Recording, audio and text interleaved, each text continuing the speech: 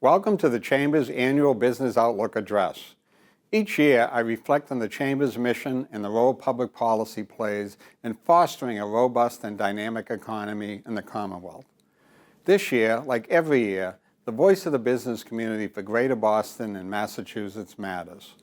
Our members create jobs and contribute to solving complex public policy challenges while maintaining our region's leadership position in many industries.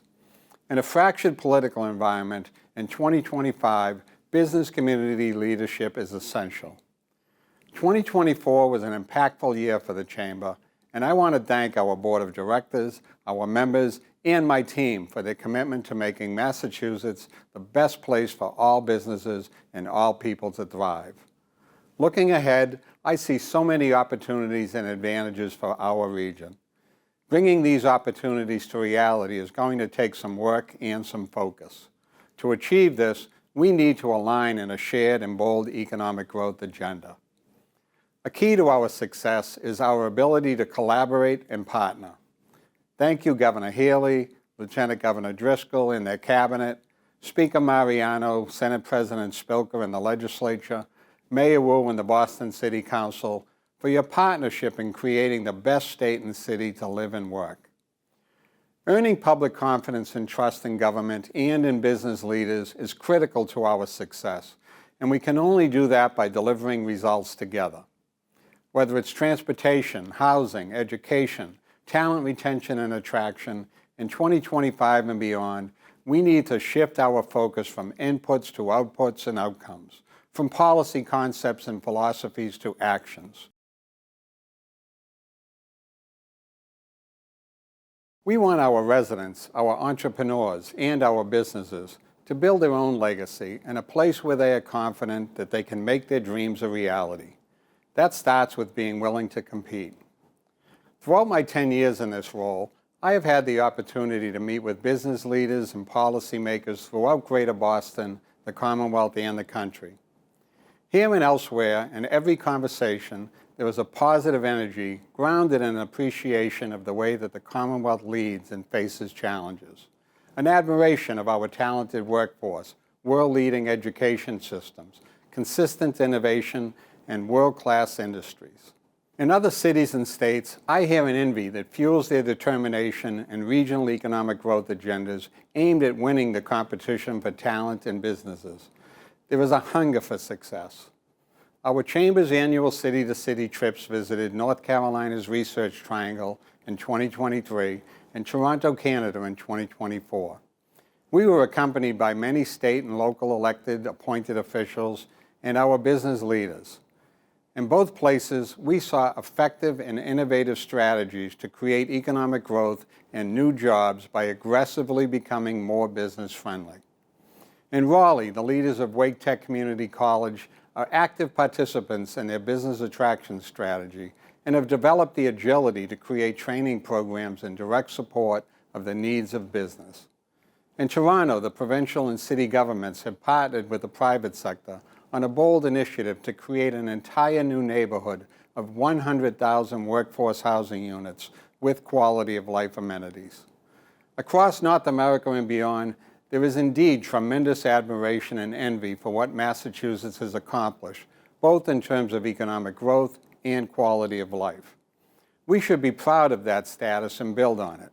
At the same time, we need to embrace the reality of competing on a new economic playing field. I have said it before and I will say it again today. Competitive complacency will hold us back.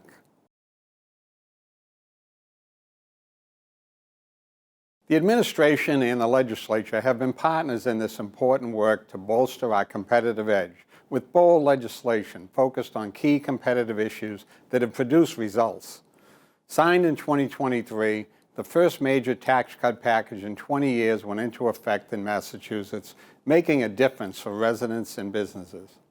The passage of the Mass Leads Act in 2024 was a major step that invests in our future and the economic growth of the state. Massachusetts is now positioned to be the leader in AI, climate tech, life sciences, and more. The $5 billion Affordable Homes Act is an important next step in boosting public and private housing production. The current housing affordability crisis is holding back our growth. Now signed into law, we can focus on housing development in every part of the state. The Healey-Driscoll administration recently announced that over the next decade, we need to build 222,000 new homes across the state to meet the demand, over 22,000 per year. But the data illustrates the challenge of doing that and how housing production has dwindled over time. According to the U.S. Census data, from 1960 to 1979, Massachusetts averaged creating almost 30,000 new private housing units annually. Between 2010 and 2020, the state built 19,000 units per year, and the pipeline has slowed down.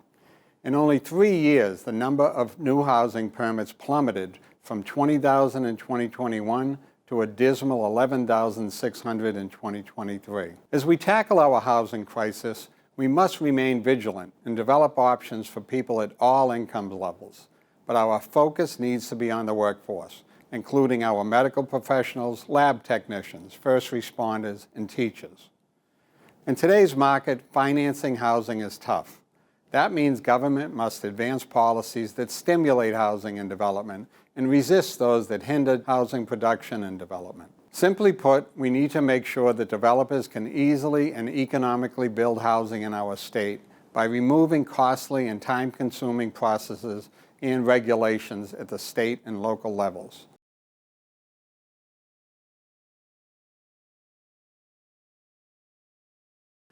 As people and companies that call Massachusetts home are required to make prudent decisions about their budgets and futures, they expect government leaders to do the same.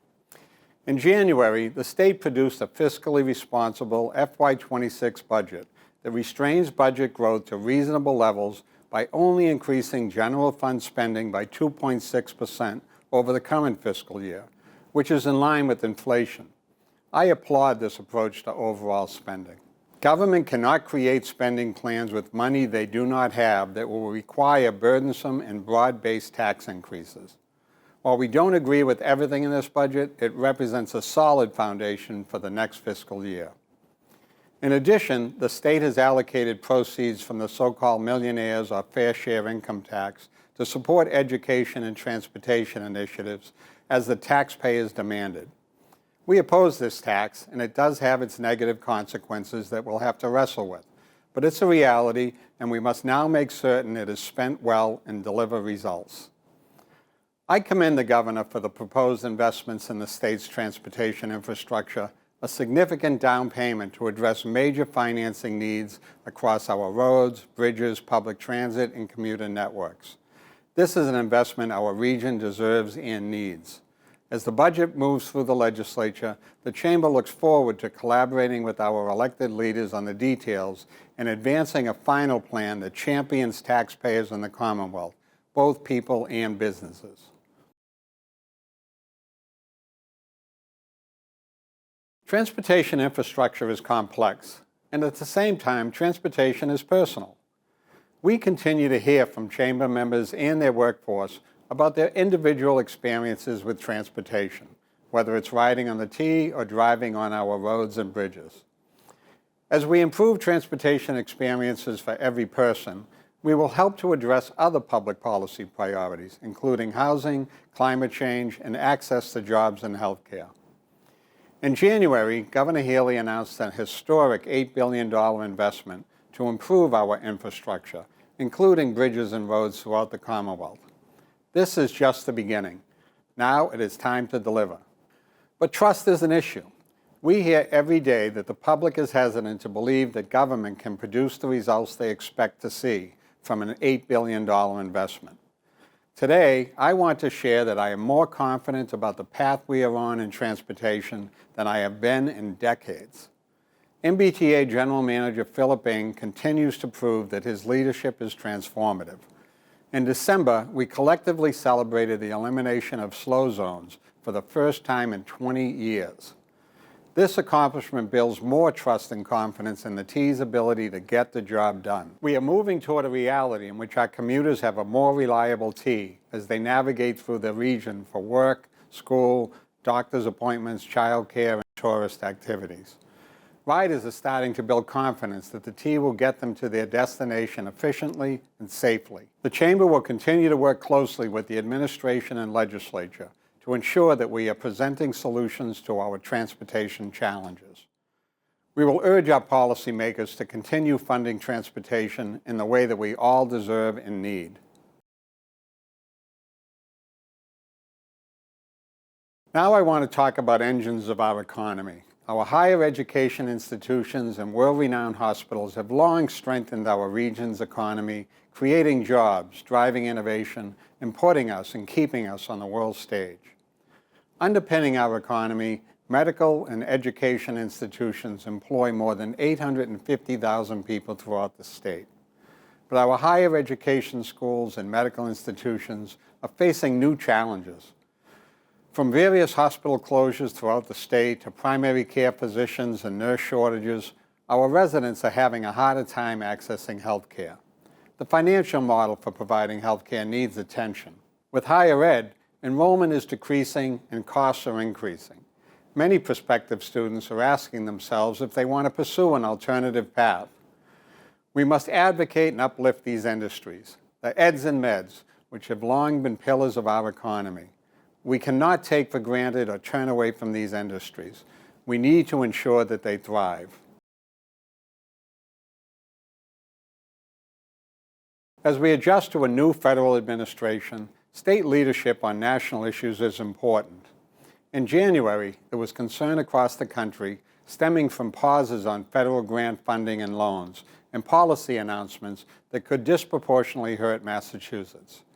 Funding to support our national role in research and technology through entities like the National Institute of Health, our strong nonprofit sector, our trading relationships, and recent awards for transportation and infrastructure were all threatened. The Chamber and the broader business community has a vital role to play to advocate for our residents and businesses, defending the ingredients of a strong economy, the flow of important federal funding, and necessary reforms that spur growth and job creation. Massachusetts is the #1 state per capita for NIH funding in the country, fueling the robust academic, nonprofit, and private sector dynamics that lead to revolutionary advances in science. Federal research funding is the foundation of our current success and remains critical not just to our future, but the future of the country and the world. This is another threat to our medical and higher education industries. Adding the business voice and support of continued federal research funding is essential. Important to the Massachusetts business community, the recently introduced and then paused tariffs highlighted the trade relationships and products that we all depend on. Tariffs are not new and are a policy tool available to correct imbalances in the worldwide economy and protect local industries. But we know that when we begin to target our allies and largest trading partners, there will be unintended consequences. The Chamber continues to be a vocal advocate of sensible immigration reform. For years, we have pointed to the need of the federal government to create changes, broadening work authorizations, visas, and formal immigration pathways, while advocating for efficient systems of immigration at our border. Massachusetts has a long history of immigrants contributing to our economy. Over the years, we have consistently attracted one of the highest numbers of immigrants in the country. Massachusetts has added more than 255,000 immigrants since 2020. The Chamber will not slow down our advocacy and celebration of immigrants. We look forward to continuing to support common sense approaches to our immigration system. As I said at the beginning of this talk, no level of government moves forward alone when faced with tough problems. The business community is a willing partner in developing solutions. During my speech last year, I called attention to the concern of safety in our downtown commercial district and in other neighborhoods in Boston. I'm pleased to celebrate with Mayor Wu, Commissioner Michael Cox, and the men and women of BPD that Boston was recently named the safest city in the country. We applaud the work of Commissioner Cox and District Attorney Hayden, who responded to our call for greater attention to shoplifting and retail theft in Downtown Crossing and at the South Bay Mall. This partnership with the Chamber resulted in 73 repeat offenders being banned from the mall. Let's keep this focus on public safety by continuing to address the specific public safety concerns in our neighborhoods and business districts, and by listening to the day-to-day experiences of businesses, workers, and residents. Now let's turn to the Boston Public Schools. The Chamber continues to partner with Mayor Wu and Superintendent Mary Skipper to ensure that employers have a meaningful and impactful relationship with our school system. For the long-term and short-term success of our students, we must ensure that our schools strategically deliver the best for students and their families. We should accept nothing less. One of the realities that we must face is that student enrollment has fallen substantially. 20 years ago, there were 60,000 students enrolled in BPS. Now we have less than 49,000 students. I applaud Mayor Wu and Superintendent Skipper for deciding to close and reconfigure several schools. Decreased enrollment requires a strategic readjustment, and our leaders are making a difficult but right decision that will benefit students for years to come. Today, I'm proud to announce the formation of a Boston Public Schools financial literacy pilot created by the business community and BPS administrators.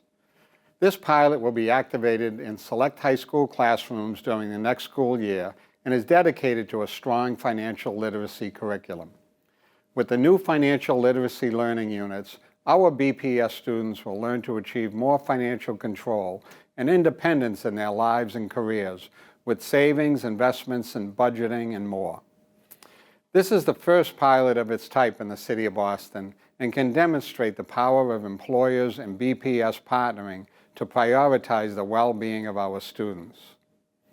Our goal will be that every high school graduate in Boston is able to participate in this program and that financial literacy is embedded in the curriculum of BPS in the near future. Financial stability is the bedrock of a strong and prosperous city. The upward trajectory of government spending in recent years is unsustainable.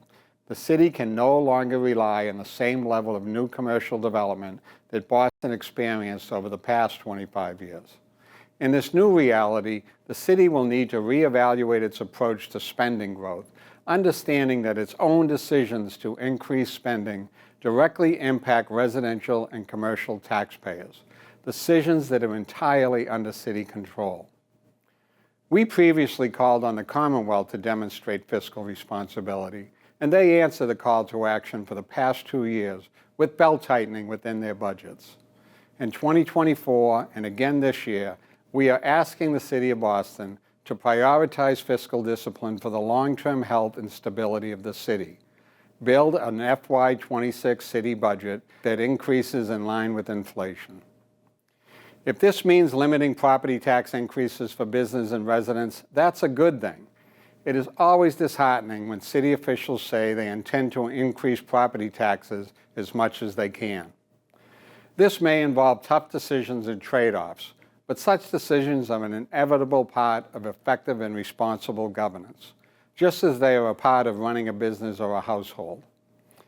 The Chamber and the business community are ready to roll up our sleeves in partnership on this and other issues to ensure that all people and all businesses can succeed. We should reprioritize attracting new commercial and residential development within the city, which contributes to the tax base with new revenue. We should collaborate on ways to keep our college students here to sustain our economy. We can make our region more appealing for young, innovative entrepreneurs who want to start their business. And we should work together on mobility to make sure that people who are trying to live their lives, get to work, or explore the city can do so more easily. While we continue to focus on talent and workforce development through partnerships with our school systems, we have a collective responsibility to provide students and young people across the Commonwealth with the education and training they need to start, stay, and succeed here in Massachusetts. For our talented young people beyond high school age, our Massachusetts Apprenticeship Network, a signature initiative of the Chamber Foundation, continues to gain momentum as more employers adopt the apprenticeship model and join the network. I'm pleased to share that in just 3 years, Local businesses have championed more than 500 paid professional apprenticeships, creating pathways for talent to experience new career opportunities and economic mobility. These apprenticeships are in fields ranging from financial services to lab technicians to real estate. And our success rate is an amazing 92% hired into full-time jobs upon completion of their apprenticeship. We are not stopping there, as we are more than halfway to achieving the network's goal of collectively hiring 1,000 apprentices by 2027. So what is my business outlook for 2025 and beyond? Boston and Massachusetts will continue to thrive, but we have work to do. Throughout my decade leading the Chamber, we have not looked away from difficult challenges. We've consistently worked together to craft meaningful, bold solutions. That means not waiting to bolster opportunity and growth that will fuel our entrepreneurs, as well as businesses and job creators of all sizes from our main streets to our downtowns. We know how to push through the unknown together and create a future that is stronger and resilient for generations to come. Let's get to work. Thank you.